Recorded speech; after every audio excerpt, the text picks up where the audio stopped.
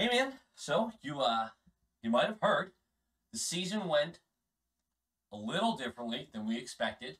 So we're gonna be sellers, surprisingly, at this deadline, and I wanted to touch base, see how you thought about a couple things. All right, let's hear it. Yeah, cool. So how about pasta and 2 firsts for Eichel? No. Sure, yeah. I mean, it's just Eichel needs to be paid soon.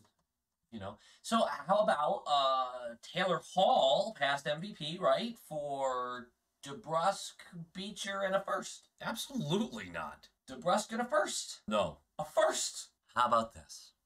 I'll give you a 2nd round pick. You can pretend to be me for a day, and we'll let you beat us in the last game you play us this year. Wait, really? Absolutely not. Get the fuck out of here. Low-quality fans of a high-quality Bruins team that is not a dub. Not right. There's a lot of different opinions, not only about the team right now, about what we should be doing during the trade deadline. Should we be sellers? Should we be buyers? Is it worth being buyers? Or should we just kind of hold tight and wait for next year because it looks like nothing's going to go our way injury-wise this year? Me personally, I know I did this the last time we lost to Philly, and then I was upset about a win against Philly after it. I really don't feel that bad. I just had some Paw Patrol macaroni and cheese, and I feel good about it. About the macaroni and cheese, not the team. No, but really, we need to have a honest, frank conversation about where the team is, why they're there, and what we're doing moving forward. But let's talk about the game first, shall we? Sway's starting his 3rd straight game, and clearly the coaching staff has really liked what they've seen from him. I think we all have, but for him to continually get starts over Vladar, not too bad. Now, of course, this is the first of a back-to-back with Washington being the second half, so maybe they actually were trying to save Vladar for that one, but I honestly think they're higher on Swayman right now. Swayman didn't have a great game. On the other side of things, Bleed is still in for Frederick for the 2nd game, and he will be for a 3rd game tomorrow. News has broke that Frederick will continue to be out. 3 games for an illness?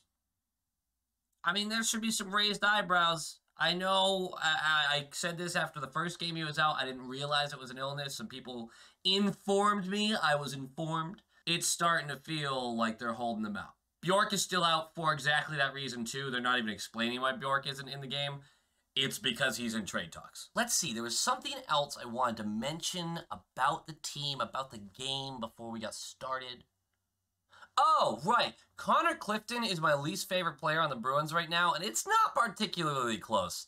Holy shit. And what's worse is we get to rely on him even more going forward. The game starts, and I will not understand how this team does this. For the first 6 minutes, it is all us. We're out shooting them 7-0, and we are rewarded with a strong forecheck. The first line of Smith, Bergie, and Marshy, they dump the puck in. There is a miscommunication between Elliott and Gostisbehere. Marshy flies in soon enough to create pressure and force the puck away from Ghost. It goes to Smith on the right side of the wall, sends it to the slot. Bergie beats him, low blocker. Elliott didn't have a great chance at this one. Nice shot by Bergie, and it's 1-0, 6 minutes into the game, out shooting them 7-0 and dominating them in every aspect of the game. Now granted, it's only 6 minutes in, but for the next 4 or 5 minutes, we're still plowing ahead. But unfortunately, with about 9 minutes left in the period, Lauzon's stick breaks. This creates a transition going the other way. It wasn't an odd man rush. They weren't outnumbered. But Hag has the puck at the point, fires an absolute hammer right off Swayman's right shoulder. He makes the shoulder save, but it bounces away. My problem with this goal isn't Swayman. It's not the rebound. That's fine. You made a shoulder save. Kind of hard to control those ones. The placement of the rebound, sure, it goes into a prime scoring place. It gets away from you far enough out that you'd have to really dive across to make the save. Konechny is there. He gets the puck. He buries it. But you might remember me saying it's not an odd man rush. We weren't outnumbered. We had a defenseman ready and sort of there, but not really. Connor Clifton was sitting in no man's land in front of Swayman by a couple of feet, just sitting there. There's no one else in the slot with him, and Konechny is coming down across, but Clifton's puck watching.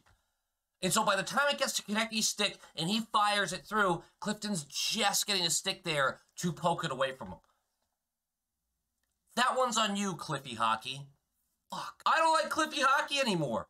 He's been bad. And so a goal that starts from a broken stick in the offensive zone and a failed defensive play in the defensive zone now collapses our team because now we can't get any outlet passes going. Philly turns up the energy. It's all Philly for the next period and a half. Lauzon, as becomes customary, is now going to be taking a penalty with 2:30 left in the period, and we get a quick exit, but it comes right back in just as quickly. It's a 3-on-2, and Konecny feeds Ghost, who's all alone, and he can just beat it far side on Swayman. 2-1, 2 minutes left. Period will end that way, and we look awful. We looked dominating for 11 minutes and then just completely gave up. And both of those goals, although you do want Swayman to probably make a big save on one of them, it's not like he was out of the play. They're not really Swayman's fault. What's worse, and why I mentioned that we're going to be relying on Clifton a little more, is Grizz doesn't come back from the second. He took an elbow to the head during the first. It was a freak accident. It was not intentional. But he is out for the game and out for the foreseeable future. I have no update on that. So to make this clear, we are starting the second period. We have our 4th string goalie in net. It is his 3rd NHL game. We are missing our 2nd best defenseman who just went down. And we were already missing our 1st and 3rd best defensemen who have been out. Through the first 12 minutes of this period, we get 2 different power play chances and do almost nothing with them. Oh wait, no, literally nothing with them. We have the puck movement, but it's lacking an identity and it's lacking a punch. And it's weird because the talent is there. But shortly after that second penalty is killed, we do get a break. It's the 3rd line with a nice forecheck. Actually, they were kind of doing pretty well this game, other than Kuhlman, who had to get benched for a while. But they had a nice forecheck on this play, and Comfer, who's quietly been a pretty good defenseman, was good about jumping in and keeping this play alive, creating possession and creating time. It ends up on Coyle's stick up at the top of the slot. He fires, it gets deflected down, bottom left behind the goalie. Smith is there. He corrals the puck. He sends it up to DeBrusk, and DeBrusk buries this high glove. Nice job by Jakey. Nice to get one for him. It's his 3rd of the season. Smith with his 2nd assist of the night. I really got to stop shitting on this guy. And Coyle with a nice play to get it all started. That is 2-2 with about 8 minutes left in the second, with all of the missing pieces that we're missing. We're still in this. We're still competitive. I want to make that point, that we're still competitive. If we win this next period, we all but shut down Philly for the rest of this season. If we lose this next period, then we are 4 points ahead of Philly with 2 games in hand. It's a big difference, that 4-point swing. 3rd period. Swayman finally makes the first big mistake. Now, he's had some rebounds that he's let that are a little too big. He hasn't made really the desperation save that you'd like from him every now and again, but this one was bad. Basically, it's a defensive collapse, so let's start there. But Farabee gets a chance high slot alone with the puck. It gets fed up to him from behind Swayman's net. Swayman, who again has been good about deciding, I'm going to attack, I'm going to shelter, he attacks. And he moves up, and Farabee just goes, bro, I don't know about that one. Couturier is at the bottom of the left of the net. He's just coming in from the wall. And Farabee just has to feed him. He's wide open. Again, defensive collapse.